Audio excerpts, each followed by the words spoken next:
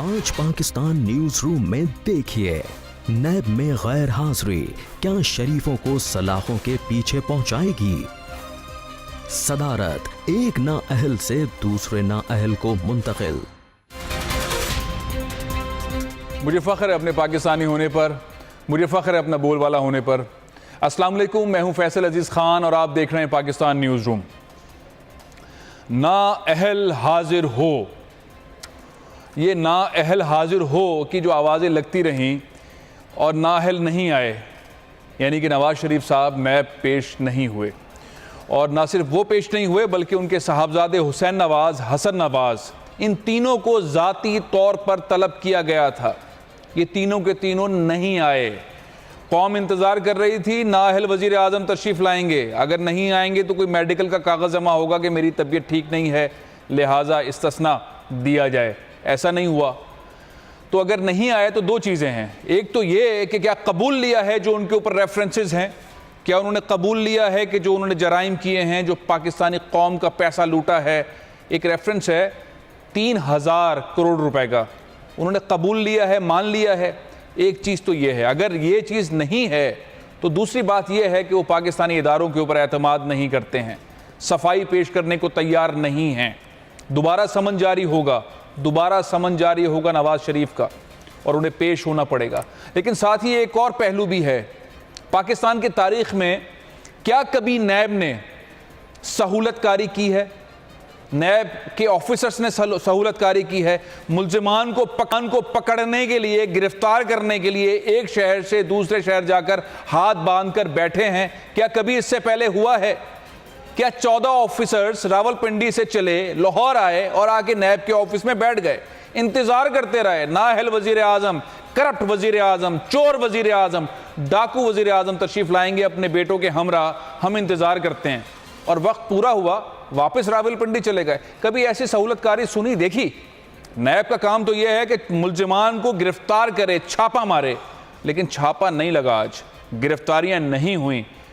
Pakistani tax payer के पैसे पर नैब के ऑफिसर्स आए, पिंडी से लाहौर पहुंचे, इंतजार किया, इंतजार करते रहे, सरकारी खर्च पे खाने खाए, बोतलें पी, डकारें मारी और वापस पिंडी चले गए। ताला क्या कहेंगे इस बारे में आप?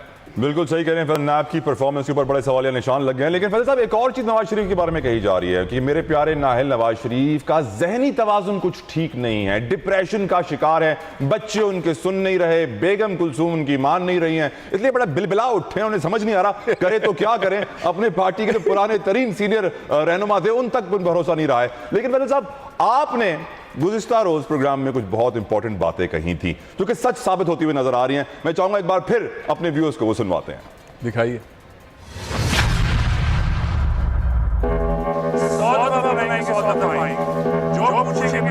रोक सकते हो तो रोक लो। नवाज शरीफ और उनके साहबजादे नैब से करेंगे राह फरार इख्तियार। पिछले 24 घंटे से झगड़े चल रहे थे, ना हसन आने को तैयार हैं, ना हुसैन आने को तैयार हैं।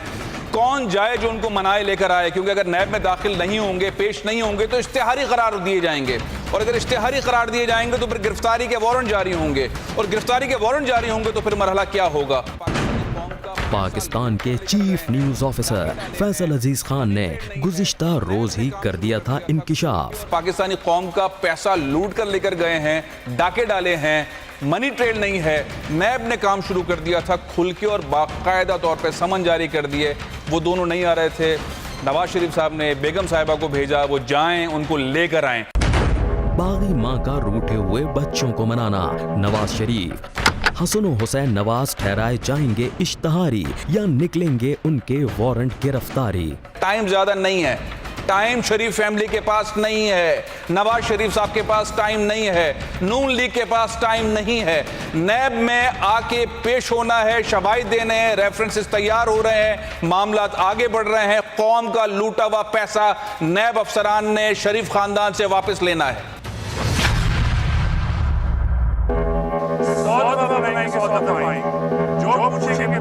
रोक सकते हो तो रोक लो। सारी बातें फैसल साहब की सच साबित होती हुई नजर आ रही हैं। फैसल साहब, जिस दिन उन्होंने उस बच्चे को कुचला था, मासूम हामिद को, उसी दिन मैंने कह दिया था कि शरीफ खानदान भगोड़ा है, और आज साबित हो रहा है कि भाग रहे हैं वो नैब से। परेशान भी बहुत है, लेकिन कितना भाग पाएंगे फैसल साहब, जरा इस पर रोशनी डालिए, कितना भाग लेंगे? नहीं भाग सकेंगे, तलाक कोई रास्ता नहीं बचा है। आप देखें शरीफ खानदान के चारों तरफ इस वक्त सूरत हाल क्या है, सियासी तौर पर सूरत हाल क्या है, अदालती मामलात किस तरह के हैं, नैब के मामलात किस तरह के हैं, नए से नए पंडारा बॉक्स खुल रहे हैं, इंडिया से उनके मामलात किस तरह के हो सकते हैं, वॉल्यूम 10 क्या क्या कहेगा। समझता हूं शरीफ खानदान के पास सिवाय इसके कि नैब में पेश हों, हकाइक सामने लेकर आएं, ऐसी चीजें ना करें जिस पे वारंट निकलें, ऐसी चीजें ना करें जिस पे इश्तिहार निकलें, ऐसी चीजें ना करें कि रेड वारंट निकलें और नैब की टीमें लंदन रवाना हों, घसीट कर लेकर आए हुसैन नवाज को, घसीट कर लेकर आए हसन नवाज को। और फिर ये बहुत ही गैर मोहतरम चीज़ होगी कि बेगम साहिबा को भी लाना पड़ेगा यहाँ पर, क्योंकि वो वाइस चेयरमैन निकल आई हैं, एक दुबई की कंपनी की चेयरमैन नवाज शरीफ साहब हैं और बेगम साहिबा उसकी वाइस चेयरमैन हैं, और नैब में ये रेफरेंस भी जा रहा है। मामलात इस तरह के नहीं रहे, वक्त के साथ साथ शरीफ फैमिली बहुत बुरी तरह धंसती जा रही है, सियासत से आउट हो रही है और वक्त के साथ साथ आउट होती चली जाएगी। सुप्रीम कोर्ट से अब उन्हें कुछ नहीं मिलना, सुप्रीम कोर्ट ने जो करना था वो कर दिया, जितना वक्त देना था सुप्रीम कोर्ट ने दिया। 2 सीनियर जज साहिबान ने नाअहल करार दिया, फिर ज्वाइंट इन्वेस्टिगेशन टीम बनाई गई, 60 दिन का वक्त दिया, 67 दिन के बाद फैसला किया, चीजें सामने आ गई। अब नवाज शरीफ साहब ने उस फोरम पे जो कहना था कह दिया, फैसला आ चुका है, अब कोई रहम कहीं से नहीं हो सकता। कौम का पैसा, इन टैक्स पेयर्स का पैसा, गरीब कौम का पैसा इस पाकिस्तान को पसमानदा बनाने में, पाकिस्तान को कर्जों में डुबोने में नवाज शरीफ का सबसे बड़ा किरदार है। नवाज शरीफ से ये रकम वापस ली जाएगी। राइट फैसल साहब, बिल्कुल सही कह रहे हैं, पैसा बहुत जरूरी है। लेकिन फैसल साहब, अब चीजें खुलती जा रही हैं, वाज़ेह तौर पे नजर आ रही हैं। इसहाक डार, जो कि खुद साख्ता दुनिया के बेहतरीन फाइनेंस मिनिस्टर कहलाने के लिए पैसे उन्होंने दिए थे, लेकिन अब उनके जो सीक्रेट्स हैं, जो वो करते आए हैं, किस तरीके से ब्लैक मनी को व्हाइट मनी कर रहे थे, वो जो नेटवर्क था, उसकी निशानदेही की है पीटीआई के सीनियर रहनुमा और वकील उनके फवाद चौधरी ने। मैं चाहूंगा कि मैं आपको एक बार सुनवाऊं कि उन्होंने क्या कहा, सुनिए। पाकिस्तान के अंदर शायद जनूबी एशिया का सबसे बड़ा मनी लॉन्ड्रिंग नेटवर्क चला रहे हैं, और वो मनी लॉन्ड्रिंग नेटवर्क कौन चला रहा है? 3 लोग, इसहाक डार, अहमद सईद जो नेशनल बैंक के प्रेसिडेंट है, और जफर हिजाजी का नाम भी अब उस नेटवर्क में आ रहा है। ये नेटवर्क जो मनी लॉन्ड्रिंग का नेटवर्क इसहाक डार चला रहे हैं, ये पाकिस्तान का नहीं, शायद जनूबी एशिया का सबसे बड़ा मनी लॉन्ड्रिंग नेटवर्क है। फैसल साहब, हम कहते हैं कि पैसा वापस आना जरूरी है, लेकिन जो पैसा रोजाना जा रहा है उसको रोकना भी फौरन जरूरी है। इस मनी लॉन्ड्रिंग के नेटवर्क को हम क्या रोकने में कामयाब हो पाएंगे? मेरा ख्याल है फवाद चौधरी एक मंझे हुए सियासतदान भी हैं, कानूनदान भी हैं, और बहुत तहकीक करके बात करते हैं।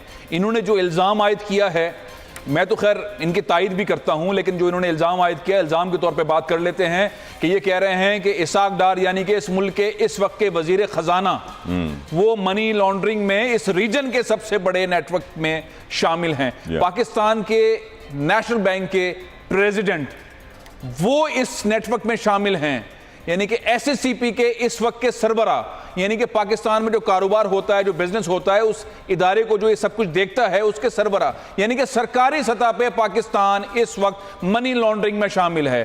पाकिस्तान इस वक्त मुस्लिम लीग नून की हुकूमत में सरकारी तौर पर मनी लॉन्ड्रिंग में, ये बड़ी खतरनाक बात है, बहुत खतरनाक बात है। चाइना के अंदर जो बिजनेसेस हो रहे हैं, पाकिस्तान में जो सरमायाकारी करने के लिए चाइनीज कंपनी आई थी, उनके बारे में केसेस खुल रहे हैं, मुल्तान वाले केसेस खुल गए हैं, वहां पे 200 से ज्यादा, चीन में 200 से ज्यादा सरकारी ऑफिसर्स और सियासतदानों को फांसी दी गई है। पिछले 1 साल में चीन में करप्शन के इल्जाम में 200 से ज्यादा पार्लियामेंटेरियंस को और सरकारी अफसरान को फांसी दी गई है। पाकिस्तान में इस वक्त जो करप्ट तरीन आदमी है वो वजीर खजाना है, जो करप्ट तरीन इंसान है जिसके बारे में रेफरेंस बन रहे हैं वो नेशनल बैंक का सरबरा है, जो करप्ट तरीन आदमी जो अभी एफआईए ने गिरफ्तार किया था, अभी जमानत पे रहा हुआ है, वो एसएससीपी का सरबरा है। आप अंदाजा लगाइए, हमारा हमसाया मुल्क जिसको हम कहते हैं कि हमारी दोस्ती जी हाँ। हिमालय से बुलंद, जो पाकिस्तान में सीपैक लेकर आ रहा है, वो करप्शन पे कॉम्प्रोमाइज नहीं करता, वो सजाए मौत देता है। उसने 1 साल में 200 सजाए मौत दी। हमारे पास इस मुल्क में करप्ट तरीन लोग वजीर खजाना हैं, SSCP के सरबराह हैं और नेशनल बैंक के प्रेसिडेंट हैं, और इस वक्त हैं। तो अंदाजा लगाइए इस कौम को किस तरह से लूटा जा रहा है। फवाद चौधरी को मैं दाद देता हूं, उन्होंने जिस तरह की बात की है। राइट फैसल साहब, उन्होंने एक और बड़ी इंपॉर्टेंट बात की, मैं चाहूंगा उस पर भी नजर डालें। जस्ट बात यह है कि जो कंपनीज मैंने ऊपर आपको गिनवाई हैं, 9 कंपनीज, इनमें ब्रिटिश मेन बरतानिया में है, 3 ब्रिटिश वर्जन आइलैंड में है, वो तमाम की तमाम नुकसान में है। 10 मिलियन पाउंड के लॉसेस में है ये सारी कंपनीज। लेकिन ये कंपनीज 29 नुकसान में होने के बाद 29 लंदन की टॉप प्रॉपर्टीज की मालिक है। फैसल साहब, कंपनीज भी गिनवा दी हैं, कहाँ हैं ये भी बता दिया है। 1 करोड़ पाउंड खसारे में हैं, लेकिन प्रॉपर्टीज बढ़ती जा रही हैं। और आपने तो प्रॉपर्टीज को बड़ी रिसर्च की हुई है, जो लंदन में इनके पास कई 100 प्रॉपर्टीज हैं। 340 प्रॉपर्टीज शरीफ खानदान के नाम पर इंग्लैंड के अंदर हैं। 340। ये बरतानवी अखबार में इन साहिबान के नाम के साथ लिस्ट शाया हो चुकी है। अगले दिन या मेरा ख्याल है कल जो है वो आपको इसके ऊपर रिपोर्ट दिखा देते हैं। 700 से ज्यादा के बारे में कहा जाता है कि शरीफ खानदान मुख्तलिफ इमारतों, बिल्डिंगों, बैंगलोज, महलों के पीछे है, यानी कि फ्रंट मैन कुछ और हैं। यानी कि ये पाकिस्तानियों का पैसा है। इनकी अपनी शुगर मिल्स इंडिया के अंदर फल फूल रही हैं, स्टील मिल इंडिया के अंदर फल फूल रही हैं। पाकिस्तान में स्टील मिल तबाह हो गई है, बंद है इस वक्त। पाकिस्तान की स्टील मिल कराची में बंद पड़ी है। ये लोहे के कारोबार करने वाले लोग वजीर आजम रहे, पाकिस्तान के अंदर स्टील मिल 4 सालों के अंदर उन्होंने खटारा बना दी। जमीन बेचने के चक्कर में लगे हुए हैं, उसको खटारा बना के जो बेचने के चक्कर में लगे हुए थे। अपनी स्टील मिल इनके कारोबार करती रही। अंदाजा लगाइए मुल्क को शरीफ खानदान ने किस तरह से इस बादशाहत के अंदर लूटा है, किस तरह से पाकिस्तानियों को लूटा है, किस तरह से पाकिस्तान का पैसा बाहर लेकर गए हैं। कोई मनी ट्रेल नहीं है, कोई कागज मौजूद नहीं है।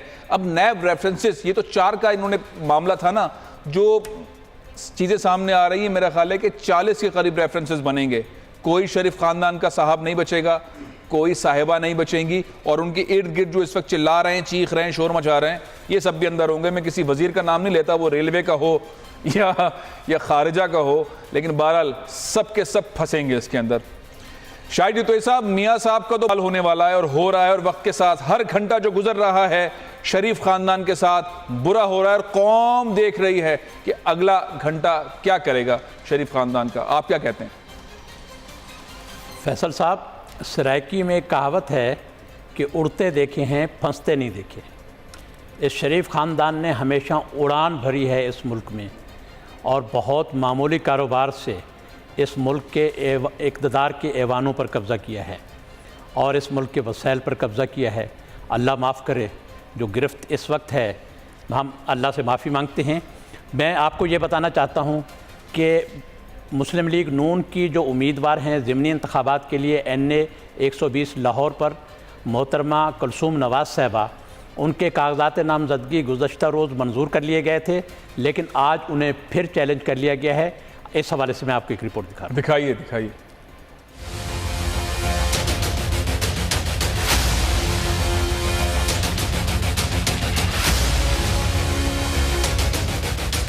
नाअहल की अहलिया बेगम कुलसूम नवाज के कागजात नामजद की चैलेंज। नवाज शरीफ की नाअहली के बाद NA 120 की निशिस्त पर हुक्मरानी की जंग शुरू हुई। लंबी तकौदौ के बाद कागजात नामजद की जमा कराने के आखिरी रोज कुराए फाल खातून अव्वल बेगम कुलसूम नवाज के नाम निकला, जिसके फौरन बाद ही कुलसूम नवाज का अकामा मंजर आम पर आ गया और 17 साल कबल दायर होने वाला बगावत का मुकदमा भी रस्ते में आन खड़ा हुआ। लेकिन फिर भी बागी कुलसूम नवाज के कागजात नामजदगी मंजूर कर लिए गए और एतराजात उठाने वाले मुंह तकते रह गए। लेकिन अब अवामी तहरीक के उम्मीदवार इश्तियाक चौधरी ने अपीलेट ट्रिब्यूनल में कुलसूम नवाज के कागजात नामजदगी मंजूर करने के फैसले को चैलेंज कर दिया है और मौक़िफ़ इख्तियार किया है कि बेगम कुलसूम नवाज ने कागजात नामजदगी में हक़ाइक़ छुपाए, अक़ामे की तफसीलात नहीं बताएं। रिटर्निंग ऑफिसर ने हक़ाइक़ के बरक्स उनके कागजात नामजदगी मंजूर किए। इश्तियाक चौधरी ने इस्तदा की कि कुलसूम नवाज के कागजात नामजदगी की मंजूरी को कल अदम करार दिया जाए। फैसल साहब, कुलसूम नवाज साहबा 17 साल पहले भी ऐसी सूरत हाल से दो चार हुई थी, लेकिन उस वक्त हालात बहुत मुख्तलिफ थे।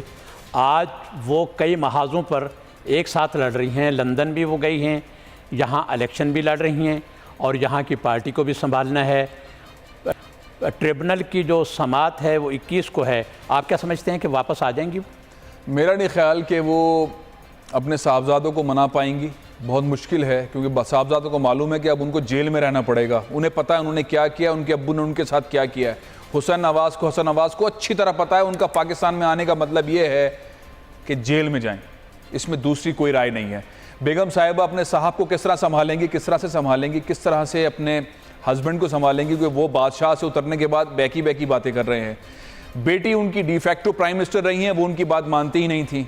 अब उनको इलेक्शन लड़ाया जा रहा है जिसमें उनके जीतने के चांसेस बहुत कम है। बहरहाल देखते हैं क्या होता है। शोएब बढ़नी साहब, क्या खबरें हैं आपके पास?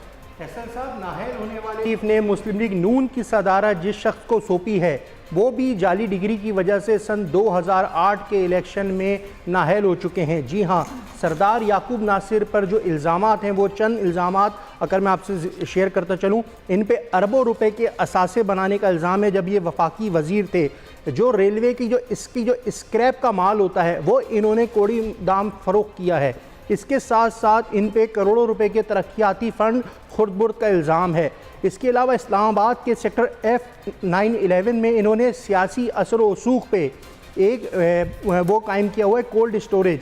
इसके साथ साथ इनकी करप्शन के वाक़यात हैं। नून लीग के नवाज़ शरीफ को जो ख़ुद नाअहल हो चुके, कोई अच्छा बंदा नवाज़ शरीफ को नज़र नहीं आया। क्या मुस्लिम लीग नून की सदारत देने के लिए चौधरी निसार के साथ साथ अच्छे रहनुमाओं को नज़रअंदाज किया गया है? आप क्या कहेंगे? शोएब, मेरा ख्याल है कि आप तो चाहते ही नहीं है ना कि कोई यहाँ पे सदर बने। आपको तो कोई बेहतर साफ सुथरा आदमी नून में नजर ही नहीं आ रहा है। एक शरीफ आदमी निकल कर आया, उसके मुतालिक 25 आपने रेफरेंसेस खोल दिए। खैर, यहाँ पे वक्त आ गया है वक्फे का। वक्फे के बाद यहीं से कंटिन्यू करेंगे। लेते हैं न्यूज़ ब्रेक। ब्रेक के बाद मुलाहिजा कीजिए एक और एजाज पाक बहरिया के नाम। आप देख रहे हैं पाकिस्तान का number 1 show Pakistan news room. आप देख रहे हैं पाकिस्तान का number 1 show Pakistan news room. अहम तरीन खबरें आपने देख ली, लेकिन यहाँ पे भी अहम तरीन खबर है एक इम्तियाज़ शाह साहब के पास। शाह साहब, क्या खबर है आपके पास? फैसल साहब, कराची का इलाका है स्कीम 33, वहाँ पर AF गार्डन नामी एक स्कीम है। उस पूरे इलाके में ये देखें, बड़ी बात है कि वहाँ तमाम पीपल्स पार्टी के सपोर्टर और वोटर्स रहते हैं। उन्हीं के कुछ कर्ता धर्ताओं ने अपने वोटर्स और सपोर्टर्स को लूटा है।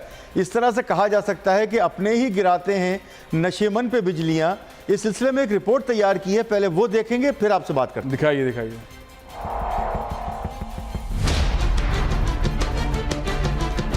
अपने हुए पराए, दुश्मन हुआ जमाना के मिस्दाक पीपल्स पार्टी अपने ही वोटरों को लूटने में मसरूफ है।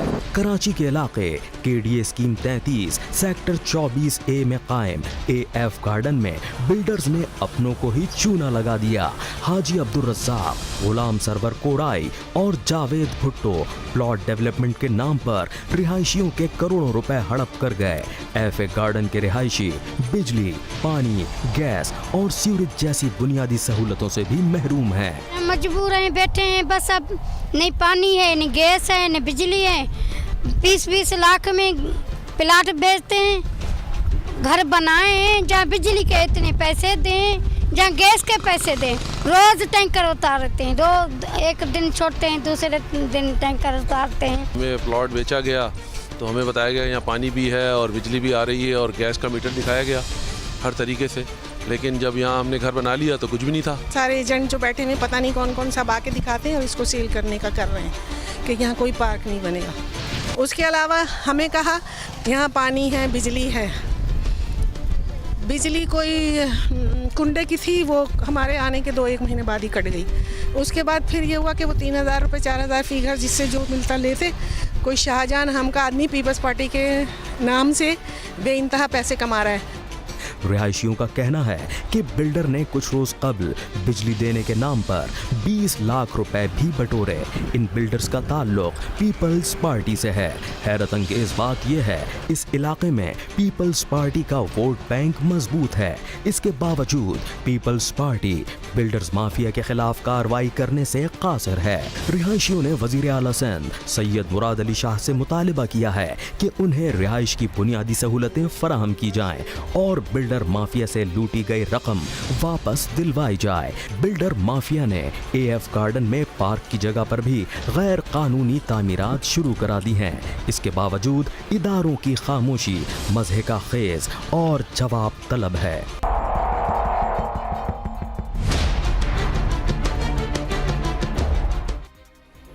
फैसल साहब, इस तरह ये जो बिल्डर माफिया है, सिंध बिल्डिंग कंट्रोल अथॉरिटी के अफसरान की मिली भगत के बगैर ये कुछ नहीं कर सकते।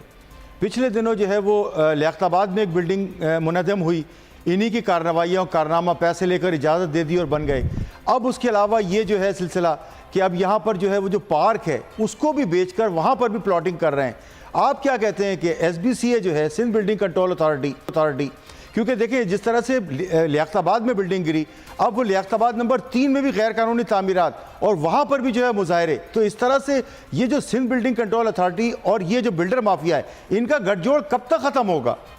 इनका गठजोड़ तो कभी ख़त्म नहीं होगा, क्योंकि ये तो पैसे जनरेट करता है और पैसे से ही सिस्टम चलता है। तो सिंध बिल्डिंग कंट्रोल अथॉरिटी हो या बिल्डर माफिया हो, इनके जोड़ तोड़ को ख़त्म करने के लिए पाकिस्तान पीपल्स पार्टी की क़यादत को अपने अंदर जो लीडर्स हैं इस तरह के, जो रिहायशियों को, इनके अपने वोटर्स को तंग कर रहे हैं, पानी नहीं दे रहे हैं, बिजली फराहम नहीं कर रहे हैं और पैसे ले चुके हैं और पाक की जगह पे कब्जे कर रहे हैं, उनके खिलाफ एक्शन लेने की ज़रूरत है। अगर बिलावल भुट्टो जरदारी साहब एक्शन लेंगे, मुराद अली शाह साहब एक्शन लेंगे, सईद गनी साहब एक्टिव हो गए वो एक्शन ले सकते हैं, नासिर हुसैन शाह साहब एक्टिव हो गए वो ले सकते हैं, वजीर बल्दियात दे सकते हैं। इनमें से इनको लोगों को एक्शन लेना पड़ेगा। एक्शन लेंगे तो पाकिस्तान पीपल्स पार्टी के ये लोग साथ खड़े होंगे, नहीं तो फिर यही पीपल्स पार्टी के लोग अगर सामने आके मुजाहरे करना शुरू कर देंगे तो फिर मामला बहुत ही खतरनाक हो जाएगा। पाकिस्तान पीपल्स पार्टी का वोटर, पाकिस्तान पीपल्स पार्टी का बिल्डर, पाकिस्तान पीपल्स पार्टी की हुकूमत और पाकिस्तान पीपल्स पार्टी से ताल्लुक या उनसे करीब ब्यूरोक्रेट्स सब मिलकर अगर कौम को लूटेंगे तो ऐसे तो नहीं चलेगा। और ना बिलावल ये चाहते हैं, ना आसिफा ये चाहती हैं और ना जरदारी साहब ये चाहते हैं। मेरा ख्याल ये है कि इसके ऊपर एक्शन होने की ज़रूरत है और वक्त यही है कि इस पर एक्शन लिया जाए। तलहा जी फैसल साहब, खबरें बहुत है मेरे पास आपसे डिस्कस करने के लिए। पहली खबर जो मैं आपसे डिस्कस करना चाहूंगा, इंटरनेशनल दुनिया से हमारे पास खबर आ रही है, स्ट्रीट चिल्ड्रंस ने एक बार फिर पाकिस्तान का परचम सरबुलंद किया है। गौथिया का बताया जा रहा है, इसके फाइनल में हम पहुंच गए हैं। फैसल साहब, हमारी सड़कों पर जितना टैलेंट है उसकी कोई इंतहा नहीं, लेकिन मैं हमेशा कहता हूं कि टैलेंट बहुत, कदर नहीं। स्ट्रीट चिल्ड्रन के ऊपर आप जल्दी से कमेंट कर दीजिए। मेरा ख्याल ये है कि फ़ख्र करना चाहिए और हम अचानक से एक खुशखबरी लेते हैं, उसको सही तरह सेलिब्रेट ही नहीं कर पाते हैं। हम स्नूकर चैंपियनशिप जीत गए, हम उसको सेलिब्रेट ही नहीं कर पाए। हमने चैंपियंस ट्रॉफी जीती क्रिकेट की, 2 धमाके इंडिया ने करवा दिया पाकिस्तान में, वो सेलिब्रेशन उस तरह से हो ही नहीं पाई। हुकूमत जो है वो अपने आप को बचाने में, नैब से बचाने में इन सारे मामलों में लगी हुई है। लेकिन मेरा ख्याल ये है कि एक वक्त आएगा कि जब हम अपने इन कौमी हीरोज़ को जो पाकिस्तान का परचम बुलंद करते हैं मुख्तलिफ खेलों में, मुख्तलिफ ममालिक में जाकर, इनकी हौसला अफजाई करेंगे, इज्जत अफजाई करेंगे। जब ये एयरपोर्ट पर आएंगे तो पूरी कौम इनके जश्न में खड़ी होगी। मेरा ख्याल इस वक्त भी इसकी ज़रूरत है कि जब ये फाइनल जीते, इंशाल्लाह फाइनल जीतेंगे, तो कौम इनके साथ खड़ी होगी और बोल इस पर स्पेशल प्रोग्राम करें। साहब, महकमा इमिग्रेशन एंड पासपोर्ट के मुलाजमीन की तनख्वाही का मामला है जो कि तूल पकड़ता जा रहा है। 663 मुलाजमीन हैं जिनको 2 माह से तनख्वाहें नहीं मिली हैं और director of immigration and passport ने कहा कि ये कॉन्ट्रैक्ट की मुद्दत इनकी 30 जून 2017 खत्म हो गई थी। क्या माजरा है फैसल साहब? कितनी अफसोसनाक सूरत हाल है। आप अंदाजा लगाइए कि FIA इमिग्रेशन के ऑफिसर्स 667 शायद आपने, 663 आपने कुछ बताया, इनको 2 माह से तनख्वाह नहीं मिली है। वो भाई किस तरह हुकूमत चला रहे हैं? एहसन इकबाल साहब को फौरन एक्शन लेना चाहिए। ये हसास तरीन डिपार्टमेंट है, यहाँ पासपोर्ट बनते हैं, ये पासपोर्ट बनाने वाला इदारा है। यहाँ पे अगर आप तनख्वाहें नहीं देंगे, इनके घर नहीं चलेंगे तो क्या हो सकता है मालूम है आपको? बड़ी मुश्किल से हम अगवानियों के इन मामला से निकलें, जाली पासपोर्ट से निकलें। अगर आप तनख्वाहें नहीं देंगे तो पासपोर्ट बन सकते हैं, ऐसे लोगों के पासपोर्ट बन सकते हैं जो दहशतगर्दी में इस्तेमाल हो सकते हैं। हसास तरीन मामला है। वैसे हर ही जो सरकारी मुलाजिम है उसको तनख्वाह वक्त पर मिलनी चाहिए, लेकिन यहाँ तो आपको निगाह रखनी चाहिए। एहसन इकबाल साहब तशरीफ लाए हैं, वजारत संभाली है, कहा जा रहा है बेहतर तौर पर देख रहे हैं। अगर बेहतर तौर पर देख रहे हैं तो फौरी तौर पर जाएं, यहाँ का विजिट करें, इन लोगों से मिलें, माजरत करें, फौरी तौर पर तनख्वाहें अदा करें। ईद सर पर है, फौरी तौर पर तनख्वाहें मिलने की जरूरत है। वक्त हमें एक वीडियो हमने तैयार की है, वाघा बॉर्डर का हमने जिक्र गुज़िश्ता प्रोग्राम में किया था और हम चाहते हैं कि आवाम को दिखाएं कि भारतीय फौज का आखिर हाल क्या है। देखिए।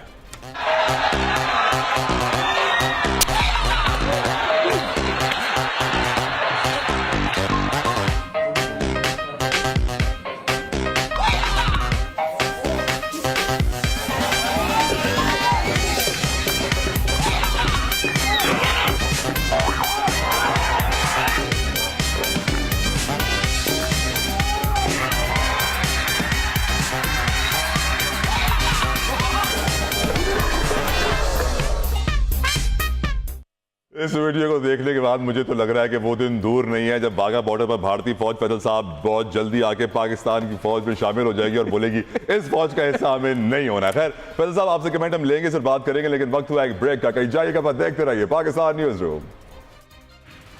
आगे मुलाहिजा कीजिए, बेवकूफाना सवाल का मिलेगा करारा जवाब। वालिदैन सड़कों पर क्यों निकल आए? आप देख रहे हैं पाकिस्तान का number 1 show Pakistan news room.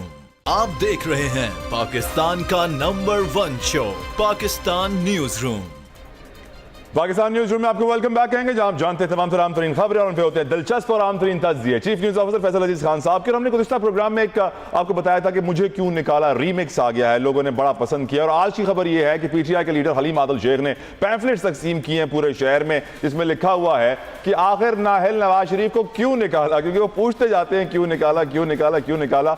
लेकिन पब्लिक डिमांड भी है फैसल साहब, बहुत आपसे तज्जिए तो लेने हैं मैंने, लेकिन पब्लिक डिमांड ये कह रही है कि एक बार फिर मुझे क्यों निकाला रीमिक्स चलाया जाए। आपकी इजाजत है फैसल साहब? जरूर चलाएं, जरूर चलाएं। सुना दीजिए प्रोड्यूसर साहब। क्यों निकाला सबसे पूछना चाहता हूँ, क्यों निकाला, पूछना चाहता हूँ, क्यों निकाला, पूछना चाहता हूँ, क्यों निकाला।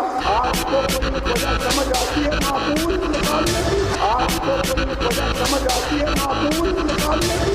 गौरव क्यों निकाला गया, गौरव क्यों निकाला गया, गौरव क्यों निकाला गया, गौरव क्यों निकाला गया, इसलिए क्यों निकाला मनसब से, इसलिए क्यों निकाला मनसब से। पूछना चाहता हूँ क्यों निकाला, पूछना चाहता हूँ क्यों निकाला, पूछना चाहता हूँ, पूछना चाहता हूँ, पूछना चाहता हूँ, पूछना चाहता हूँ, पूछना पूछना पूछना पूछना पूछना पूछना पूछना पूछना पूछना चाहता हूँ क्यों निकाला, क्यों निकाला गया, क्यों निकाला गया, क्यों निकाला गया, क्यों निकाला गया, क्यों निकाला गया, क्यों निकाला गया, इसलिए क्यों निकाला मनसब से। दुनिया का मशहूर तरीन नारा, मुझे क्यों निकाला। जब नैब बुलाएगा तो बोलेगा मुझे क्यों बुलाया, जब जेल में जाएंगे तो बोलेंगे मुझे क्यों डाला। फैसल साहब ये तो एपिसोड आती रहेंगी अब। मुझे ऐसे लगता है कि इनको जाके ना एक पाकिस्तानी को जाके बताना चाहिए एक पाकिस्तानी जाए जिसके पास बिजली नहीं है, रोजगार नहीं है, सड़कें नहीं है, हेल्थ की सहूलियात नहीं है, जो कर्ज में डूबा हुआ है, एक पाकिस्तानी जाए मोहब्बत से, प्यार से मियां साहब को बताए तुमने हमारे साथ क्या किया है और बताते हैं हम क्यों निकाला। बिल्कुल फैसल साहब, आपने एक प्रोग्राम में बोल के प्रोग्राम में निशानदेही की थी कि 2014 और 15 में 10 अरब पाकिस्तान से भारत गए हैं और ये बहुत बड़ी अमाउंट थी जो भारत गई थी। एक तस्वीर सोशल मीडिया पे आजकल बड़ी वायरल है, एयर ब्लू एयरलाइंस है हमारे वजीर आजम पाकिस्तान शाहिद खाकान अब्बासी की, उसमें एक ट्रॉली है, उस ट्रॉली पे वाज़ेह लिखा हुआ देख रहे हैं फैसल साहब हम एयर इंडिया के साथ ताल्लुकात बढ़ाए जा रहे हैं, उनसे साजो सामान लिया जा रहा है, उनसे मदद ली जा रही है। आप इस पर क्या कहेंगे, क्या ये अलाउ होना चाहिए, क्या इसी के ऊपर मेरी नज़र में शाहिद खाकान अब्बासी को निकाल नहीं देना चाहिए पीएम ऑफिस से? देखिए बड़ी ख़तरनाक किस्म की बात है, क्योंकि कोई भी एयर इंडिया की प्रवास जो है पाकिस्तान नहीं आ सकती, नहीं आती है। और ये कैसे मुमकिन है कि पाकिस्तान की एक निजी एयरलाइन है और उसका ताल्लुक़ वज़ीर आज़म पाकिस्तान से है शाहिद खाकान अब्बासी, और शाहिद खाकान अब्बासी की जो एयरलाइन है एयर ब्लू, उसमें जो इक्विपमेंट इस्तेमाल हो रहा है वो इंडियन सरकारी इंडियन एयरलाइन का है। Exactly. ये कैसे हो सकता है? ट्रॉलीज इस्तेमाल हो रही हैं, ट्रॉली की तो तस्वीर किसी मुसाफिर ने खींच ली है, लेकिन और इक्विपमेंट देखा जाएगा तो क्या होगा? तो अंदाजा लगाया कि इस वक्त पहले मामला ये थे कि मोदी की दोस्ती यारी चल रही थी मियाँ साहब से और पाकिस्तान का क्या हशर हुआ, कलभूषण के ऊपर एक लफ्ज नहीं निकला, कश्मीर पे कोई बात नहीं की, पाकिस्तान के साथ जो हुआ वो हुआ। अब जो नए वजीर आजम आए हैं उनके कारोबार के मामला चल रहे हैं, उनकी एयरलाइन के अंदर इंडियन एयरलाइन का इक्विपमेंट लगा हुआ है, वो चल रहा है। खतरनाक बात है, नोटिस लेने की जरूरत है, हसास मामला है, इंतहाई हसास मामला है। लेकिन मैं वो जो आपने कहा था कि 10 अरब डॉलर किस तरह से यहां से गए, वो मामला इससे मुख्तलिफ है, उसके ऊपर हम तफसील से बयान करेंगे। वो और तरीके से गए हैं कि यानी कि 2012-13 के अंदर $0 पाकिस्तान से हिंदुस्तान गया, लेकिन 14 और 15 में मजमूई तौर पर $10 अरब वहां गए। तो $10 अरब कैसे गए, किस पर्पस के लिए गए, किस बिजनेस के लिए गए, किसके अकाउंट में गए, किसके अकाउंट से गए, ये सारी तहकीक की जरूरत है और बहुत जल्द आपको इसके बारे में दिखा देंगे। राइट फैसल साहब, धोखी कुछ बढ़ती जा रही है। हज के मुकद्दस फरीजे में भी ट्रैवल एजेंट्स बाज नहीं आ रहे। इस दफा जो खबर आई है वो आई है कि अल हाशमी ट्रैवल्स के मालिकान ने काफी लोगों से पैसे लूट लिए हैं, उनको पासपोर्ट्स नहीं दिए, टिकट्स नहीं दी, लास्ट सेकंड पे गायब हो रहे हैं और पुलिस भी उनको सपोर्ट कर रही है। इसके ऊपर आप क्या कहेंगे फैसल साहब? मेरा ख्याल ये कि एक बहुत ही, हर साल हम सुनते हैं जो लोग अपनी जमा पूंजी लगाते हैं, सारा साल सारी ज़िंदगी पैसे जमा करते हैं और चाहते हैं कि वो हज पर जाएं और बहुत इबादत करते हैं, बहुत दुआएं मांगते हैं। ये जो ट्रैवल एजेंट्स हैं, इनमें कुछ लोग ऐसे छुपे हुए हैं जो इन मासूम पाकिस्तानियों को लूट लेते हैं। उन्हें दिखाते हैं ये पैकेज होगा, उन्हें दिखाते हैं, बताते हैं, कागजात देते हैं, पासपोर्ट लेते हैं, पैसे ले लेते हैं, तस्वीर खिंचवाते हैं, उनके सब कुछ करते हैं और आखिर में वो बेचारे दुआएं करते रहते हैं कि हमने हज पर इस तारीख को जाना है। वो जाली टिकट्स देते रहते हैं, वीज़े का आज जो है वो उम्मीदें और आसरे देते रहते हैं और आखिर में गुम हो जाते हैं। जिस तरह आप कह रहे हैं फैसल साहब, ऐसा ही है। ये रिपोर्ट भी हमने तैयार की, इसमें नजर डालते हैं, आप देखिएगा इनमें यही बात हो रही है, जो लोग फंसे हुए हैं। ये पुलिस ने आकर जो है वो हमें मदद की यकीन दहानी कराई। धोखेबाज ट्रैवल एजेंट्स ने आज़मीन हज को भी न बख्शा। अल हाशमी ट्रैवल्स के मालिकान हज की ख्वाहिश रखने वाले शहरियों के 12 करोड़ रुपए हड़प करके फरार हो गए, जिसके बाद शहरियों ने ट्रैवल एजेंट के खिलाफ एहतजाज किया और लूटी हुई रकम वापस दिलाकर गुलाम शब्बीर नामी एजेंट को कड़ी सजा देने का मुतालबा किया। रोजाना टाल मटोल इनकी चल रही थी कि भाई आज दे रहे हैं, कल दे रहे हैं पासपोर्ट, परसों दे रहे हैं पासपोर्ट। अभी सुबह भी आज इन्होंने हमसे ये कहा कि आज जो है वैक्सीनेशन के लिए पैसेंजर सारे आ जाएं इधर। हम सब जब यहाँ पहुँचे तो हमें पता चला कि पूरे ऑफिस में ना कोई स्टाफ मौजूद है और ना इनके मालिकान मौजूद हैं, ना फ़ोन उठाया जा रहा है, ना कुछ है। तो सब ने यहाँ धरना दिया था, इस वक्त रोड को ब्लॉक किया था, एहतजाज किया। तो पुलिस आई है, पुलिस ने आकर जो है वो हमें मदद की यकीन दहानी कराई।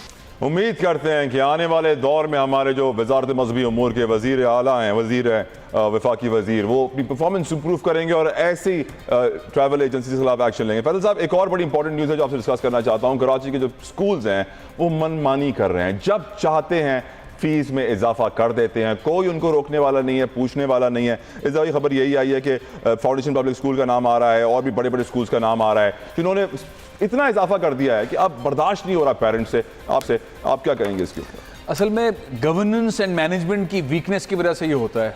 मुराद अली शाह साहब अच्छे पढ़े लिखे समझदार दिखते हैं और कहते हैं रेवोल्यूशन आएगा, और आसिफा भुट्टो जरदारी जो है इसके ऊपर बहुत ज़्यादा फोकस रहती है बच्चों की एजुकेशन के मामले पर। ये उनकी नॉलेज बन जाना चाहिए। ये जो महकमा है तालीम का, इस महकमे को आवाम के साथ, पेरेंट्स के साथ मिलकर चलना चाहिए। ये कैसे मुमकिन है कि कोई भी प्राइवेट स्कूल्स के अंदर मनमानी करेगा? सरकारी स्कूलों के अंदर घोस्ट टीचर्स हैं, घोस्ट स्कूल्स हैं, वहां का बेड़ा गर्क कर दिया है। उसके बाद यहां पर फीसें बढ़ा दी जाती हैं, कोई एक्शन नहीं होता, कोई एक्शन नहीं लेता।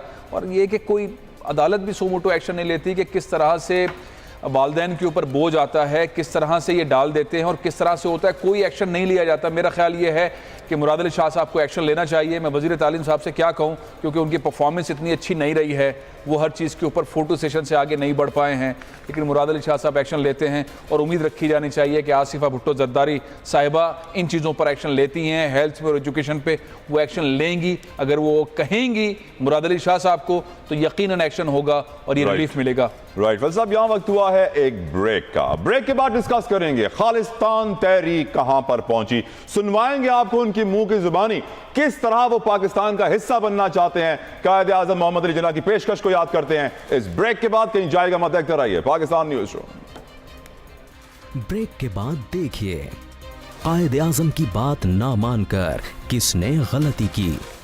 आप देख रहे हैं पाकिस्तान का number 1 show Pakistan news room. आप देख रहे हैं पाकिस्तान का number 1 show Pakistan news room. Pakistan ही नहीं, दुनिया के सबसे बड़े news room Pakistan news room में आपको वेलकम बैक कहेंगे। खालिस्तान तहरीक के जो सीनियर लोग हैं वो क्या कहते हैं पाकिस्तान के बारे में, वो कौन सी पेशकश याद रखते हैं और क्या चाहते हैं, देखिए ये रिपोर्ट। का एक ही मतलब होता है, एक ईमानदारी में रहते हुए और जिस अंदाज से उन्होंने अंग्रेज़ों और हिंदू गलबे वाली कांग्रेस से मुसलमानों को निजात दिलाई, पाकिस्तान क्रिएट किया है, मैं समझता हूँ कि यही मार्वल है जब जिसको हम मुअज़्ज़ज़ा कहते हैं। आज आप भारत के नक्शे में मुसलमानों का 170-180 मिलियन है, उनका हाल देखो क्या है। सिख जो हैं 25 मिलियन है, उनका हाल देखो क्या है। क्रिश्चियंस 30 मिलियन है, उनका हाल क्या है। अगर तो मैं समझता हूँ कि ये एक बड़ी मेहनत से और एक विजन के साथ कायदे आज़म का तोहफ़ा है मुसलमान कौम को। इसको महफूज रखें, पैट्रियाटिक बने, इसकी हिफाजत करें। और कि ये देखिए कि क्या बात है कि हस्ती मिटती नहीं हमारी, कि 70 साल में अगर इतनी जंगें भारत ने मिटाने के लिए पाकिस्तान को क्या नहीं किया है, इसके बावजूद अगर पाकिस्तान थ्राइविंग है, न्यूक्लियर है, रिलेटिवली इंडिया से प्रॉस्पेरस भी है। डॉक्टर अमरजीत सिंह जो कि खालिस्तान अफेयर्स को लीड कर रहे हैं। भारत में खालिस्तान तहरीक अब जोर पकड़ती जा रही है और मोदी का बचना, मोदी की फौज का बचना बहुत मुश्किल है। फैसल साहब, हम डिस्कस करते आए हैं कि भारतीय फौज किस कदर कमज़ोर हो चुकी है। वीडियो हमने आज के प्रोग्राम में देखी, बेचारे वाघा पर अपनी टांग भी ज़मीन पर नहीं मार पाते, लगता है टांग टूट जाएगी, खाने को नहीं है, कपड़े फट जाते हैं, बहुत बुरा हाल है। उनकी माँ ये कहती है कि अपने बच्चों को फौज में नहीं जाने देंगे, बस और नहीं होगा। क्या कहते हैं आप, क्या होने जा रहा है इस वक्त? मेरा ख्याल ये है कि खालिस्तान मूवमेंट हिंदुस्तान के लिए ख़तरा, इंतहाई ख़तरा बन चुकी है और सारी दुनिया के अंदर ख़ास तौर में अक़वाम मुत्तहिदा के बाहर जो मुज़ाहरे हो रहे हैं, आज भी मुज़ाहरा हुआ और ये साहब जो कि बहुत ही इंपॉर्टेंट खालिस्तान तहरीक के लीडर हैं, इनका नाम है डॉक्टर अमरजीत सिंह, ये वाशिंगटन के अंदर मुख्तलिफ लोगों से मिल रहे हैं और ये अब पछता रहे हैं कि शायद अगर कायदे आज़म मोहम्मद अली जिन्ना की बात उस वक्त की सिख लीडरशिप मान लेती तो आज इस अजाब में नहीं होते। कायदे आज़म मोहम्मद अली जिन्ना की बात अगर हमारे सियासतदान भी मान लेते तो पाकिस्तान इन हालात में नहीं होता। मैं एक छोटी सी डेवलपमेंट का जिक्र और कर देता हूं तलहा। प्लीज। एक साहब हैं जिन्हें डॉन लीग्स के सिलसिले में इस मुल्क से की जो काबीना थी उससे दफा किया गया, बिल्कुल, और कौमी इदारों के खिलाफ उन्होंने बकवास की थी, परवेज रशीद साहब। जी हाँ। अच्छा, वो दोबारा से उन्हें असाइनमेंट दे दिया गया है, स्क्रिप्ट राइटर ने फिर उन्हें कागज़ दिया गया है कि काबीना के अंदर जो मामलात हैं उनसे नज़रें हटाने के लिए कि कोई काम नहीं कर रहा है। नाअहल लोग, नवाज शरीफ ख़ानदान के अंदर जो झगड़े चल रहे हैं उससे निगाहें हटाने के लिए, तवज्जो हटाने के लिए उनको मार्केटिंग में उतारा गया है। बैकी बातें कर रहे हैं। नैब के अंदर नवाज शरीफ और उनके ख़ानदान को हाजिर होना है, वो आ गए एक पर्चा लेकर और इसने साजिश कर दी और उसने साजिश कर दी। इनके खिलाफ फौरी तौर पर एक्शन होना चाहिए। ये पाकिस्तान में अदलिया के खिलाफ बात कर रहे हैं, पाकिस्तानी कौमी इदारों के खिलाफ बात कर रहे हैं, इनके खिलाफ FIR दर्ज होनी चाहिए और डॉन लीग्स की रिपोर्ट मंजर आम पे आनी चाहिए। फौरी तौर पर परवेज रशीद को गिरफ्तार करना चाहिए। परवेज रशीद साहब ने पहले भी नेशनल सिक्योरिटी से मुताल्लिक बड़े ख़तरनाक काम किए थे, उन्हें उस वक्त बचा लिया गया था उस वक्त के वज़ीर आज़म ने, जो अब नाअहल हो चुके हैं। उस वक्त की डी फैक्टो वज़ीर आज़म ने बचा लिया था, मरियम साहिबा ने, अब उनके पास पावर नहीं है। अब मेरा ख्याल ये है कि कौमी इदारे, पाकिस्तानी कौम चाहती है कि परवेज रशीद के खिलाफ कानूनी कार्रवाई हो। सिर्फ उन्हें काबीना से बाहर करना काफ़ी नहीं था, वो दोबारा से एक उसी असाइनमेंट पर सामने आए हैं और उस असाइनमेंट पर सामने आए हैं। वो जो मासूम बने बैठे हैं, कह रहे हैं मैंने कुर्बानी दी हुकूमत को बचाने के लिए, ये ड्रामा क्या है? इन्होंने काहे की कुर्बानी दी, इनकी कुर्बानी तो होती है हलाल चीज की जो होगी अब जो ईद आएगी, लेकिन ये जो है वो कुर्बानी नहीं है। बहरहाल प्रोग्राम का वक्त यहाँ खत्म हो रहा है, परवेज रशीद साहब का हशर होगा और कौम देखेगी। फिल वक्त प्रोग्राम ये खत्म करते हैं, कल फिर हाजिर होंगे। इजाजत दीजिए, जिंदाबाद।